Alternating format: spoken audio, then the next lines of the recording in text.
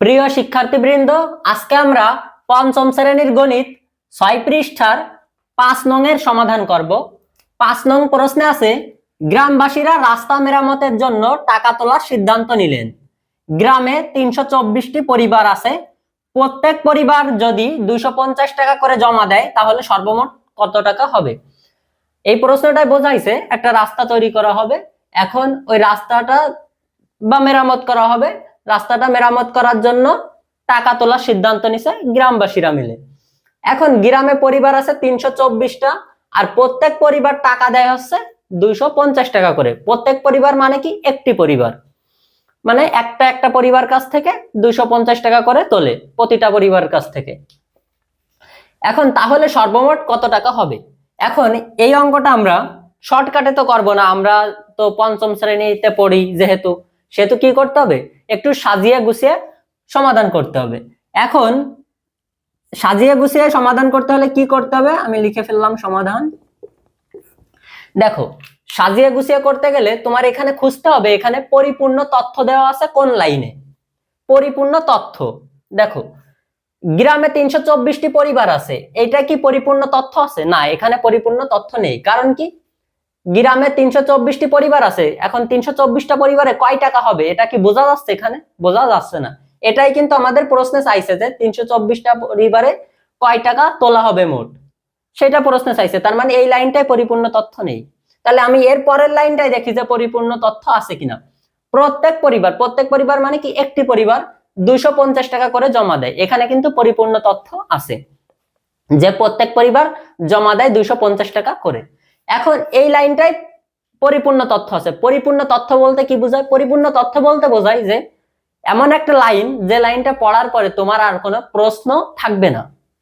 দেখো, আমি যখন এই লাইনটা পড়তেছি যে প্রত্যেক পরিবার মানে একটি পরিবার ২৫০ টাকা দেয়, আমি এই কথাটা বলার পরে তোমরা কি আবার জিজ্ঞাসা করবা যে একটা পরিবার কয় টাকা জমা দেয়? কখনোই কিন্তু জিজ্ঞাসা করবা না।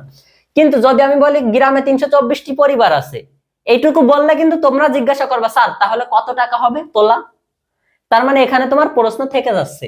কিন্তু এই লাইনটা প্রত্যেক পরিবার মানে একটি পরিবার ২৫০ টাকা করে জমা দেয়, এই লাইনটা কিন্তু আমি বললে আর তোমাদের কোনো প্রশ্ন থাকতেছে না। তাহলে আমি কি বলতে পারি যে পরিপূর্ণ তথ্য আছে এই লাইনে। যে লাইনটায় পরিপূর্ণ তথ্য থাকবে ওই লাইনটা আমরা লিখে ফেলবো। এখন প্রত্যেক পরিবার মানে কি? একটি পরিবার। একটি পরিবার, একটি পরিবার জমা দেয়।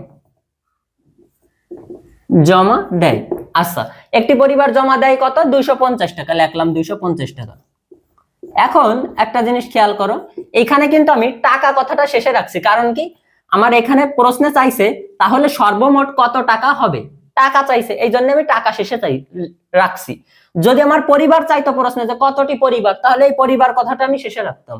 আর এবার বলতে পারো, স্যার এইখানে তো লেখা আছে যে ২৫০ টাকা করে জমা দেয়, ২৫০ এর পরে তো অনেক কিছু লেখা এখানে, এই যে টাকা করে জমা দেয়, তা আপনি ২৫০ এর পরে শুধু টাকা কথা রাখলেন কেন? সবসময় মনে রাখবা, তোমার শেষে যে সংখ্যাটা বসবে না, ওই সংখ্যার পরে বেশি কথা রাখা যাবে না, শর্টকাটে অল্প কথা রাখতে হবে। এই যে প্রশ্নে টাকা চাইছে, শুধু টাকাটা রাখবা। এবার তাহলে কি করবা? এই যে জমা দেয়, এই সব কথাগুলো কোথায় নিবা? এর আগে সুন্দরভাবে সাজিয়ে বসিয়ে দিবা। আচ্ছা, আমি কি করলাম? আমি হচ্ছে পরিপূর্ণ তথ্য যেখানে আছে লিখলাম। এবার একটি পরিবার জমা দেয় ২৫০ টাকা, পরিপূর্ণ তথ্য আছে এই লাইনে লিখে ফেলছি। এবার কি করব? গ্রামে পরিবার আছে কয়টা? ৩২৪টা। তাহলে আমি এইখানে কিন্তু এই যে পরিবার, তাহলে এই যে ৩২৪টি পরিবার, তাহলে এই পরিবারের নিচে আমি পরিবার বসাবো। অতএব ৩২৪টি ডট ডট দিয়ে যাবো, আমি আর বারবার লিখবো না। পরিবার জমা দেয়। দেখো, একটা পরিবার যদি ২৫০ টাকা জমা দেয়, তাহলে ৩২৪টা পরিবারে কি বেশি জমা দেবে নাকি কম দেবে? অবশ্যই বেশি হবে। একটি পরিবার যদি জমা দেয় ২৫০ টাকা, তাহলে ৩২৪টা পরিবার অবশ্যই টাকা কি বেশি দিবে জমা। তাহলে বেশি দিলে গুণ করতে হয়, আর কম হলে ভাগ করতে হয়। তাহলে একটা পরিবার ২৫০ টাকা দিলে ৩২৪টা পরিবার অবশ্যই টাকা বেশি হবে, পরিমাণ বেশি হবে। তাহলে আমি কি করব? গুণ করব। তাহলে নিয়ম আছে কি? শোনো, নিয়ম আছে, উপরের সংখ্যাটাকে সবসময় শুরুতে বসাবো। এই যে উপরে যে সংখ্যাটা আছে, এই সংখ্যাটা শুরুতে বসাবো। এরপরে গুণ দিবা কত? এই ৩২৪। আর এই একের বিষয়ে আসবে না, এইটা বসাবা আর এইটা বসাবা, ঠিক আছে? এখন উপরে যে সংখ্যাটা থাকে ওই সংখ্যাটা উপরে প্রথমে লিখবা, এরপরে যে 324 এটা লিখবা। এবার বলতে পারো স্যার এই তো গুণ করতেছেন, আগে পরে নিয়ে তো বসানো কোনো সমস্যা নাই। তোমরা যখন এই যে ভাগ আসবে, ভাগের বিষয়টা আসবে, তখন কিন্তু আগে পরের বিষয় আছে। ভাগ করার সময় কিন্তু উপরের সংখ্যাটাও আগে বসাইতে হবে। এই জন্য তুমি যদি সবসময় এই নিয়মটা ফলো করো যে উপরে যে সংখ্যাটা আছে ওইটা শুরুতে বসাবা, তাহলে আর তোমার ঝামেলা হবে না। দেখা যাচ্ছে ভাগ করার সময় তুমি এই সংখ্যাটা আগে বসাচ্ছ, এই সংখ্যাটা পরে বসাচ্ছো, এইখানে কিন্তু ভাগের বিষয়টা নেই। যখন ভাগের বিষয়টা থাকবে তখনের বিষয়টা আর কি বললাম। এই জন্য তোমরা সবসময় করবে উপরে যেটা লেখা থাকবে ওইটা আগে বসাবা, আর এরপরে বাকি যেটা থাকবে সেটা বসাবা। ঠিক আছে, গুণ ভাগ যাই করো এই নিয়মে করে যাবা। এবার আমাদের এটা গুণ করলে কত হয়, আমি এটা রাফে গুণ করব। রাফে গুণ করবো, তাহলে আমি এখানে লিখবো। আমি যেহেতু সাজিয়ে গুছিয়ে করব, পরীক্ষার খাতায় তোমরা যেভাবে করবা আমি সেভাবে এখানে করাই দিচ্ছি। ঠিক আছে, 324 এখানে দিয়ে আমরা রাফটা করে নিচ্ছি,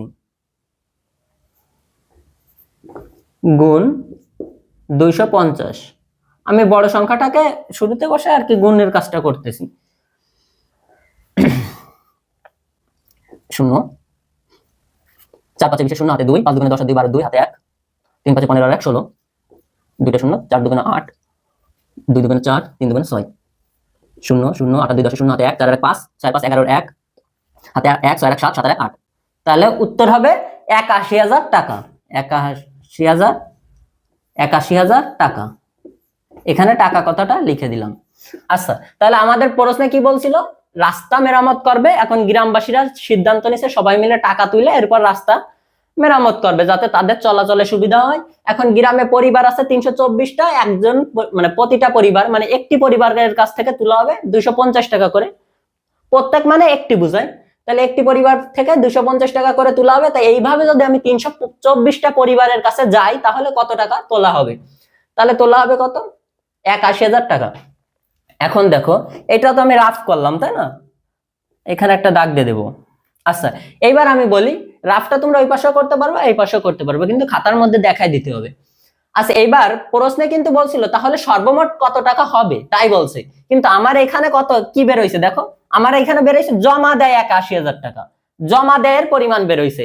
তার মানে আমার প্রশ্নের লাইনে যেটা লেখা, হ্যাঁ প্রশ্নে যেটা চাইছে আমরা সেটাই উত্তর বের করছি, কিন্তু দেখো প্রশ্নে যে লাইনটা লেখা আছে ওই লাইনটা কি আমার এইখানে লেখা আছে যে সর্বমোট কত টাকা হবে এরকম কিছু লেখা আছে? না, আমি তো এখানে জমা দেয়, হ্যাঁ জমা দেয়া মানেই কি বুঝায় যে ওই টাকাটা আমাদের তোলা হবে সেটা বুঝাচ্ছে। কিন্তু যেহেতু আমাদের ওই প্রশ্নের মধ্যে এই লাস্টের লাইনটা উল্লেখ নেই, সাজানো নেই আর কি, যেহেতু এই লাইনটা হুবহু লেখা নেই সেহেতু আমাদের কি করতে হবে, অতএব দিয়ে বিষয়টা উল্লেখ করে দিতে হবে। এই অতএবটা দিবা কোথায় জানো, এই যে রাফ করা হয়েছে না এর নিচে যায় অতএবটা দিবা, কিন্তু আমার তো বোর্ডে জায়গা নেই এই জন্য আমি এই উপরে লিখতেছি। এই অতএবটা দিবা হচ্ছে এই রাফ করার নিচে যায় অতএব দিয়ে শুরু করবো। ঠিক আছে, তাহলে লিখি অতএব সর্বমোট টাকা হবে, সর্বমোট অতএব সর্বমোট হবে 81,000 টাকা। এই যে সংখ্যার পরে অল্প কথা রাখতে হয় তা অল্প কথা রাখলাম, শেষের সংখ্যার পরে অল্প কথা রাখতে হয়। তাহলে এবার লিখতে পারি উত্তর 81,000 টাকা। এই তো শেষ। আশা করি তোমরা আজকের ক্লাসটা বুঝতে পারছো। যদি কোথাও না বুঝে থাকো কমেন্ট বক্সে জানাও, আমি চেষ্টা করব যথাযথ উত্তর দেওয়ার। আর দেখা হচ্ছে পরবর্তী কোনো ক্লাসে। আজকের ক্লাস এখানেই সমাপ্ত করছি। ধন্যবাদ সবাইকে। আসসালামু আলাইকুম।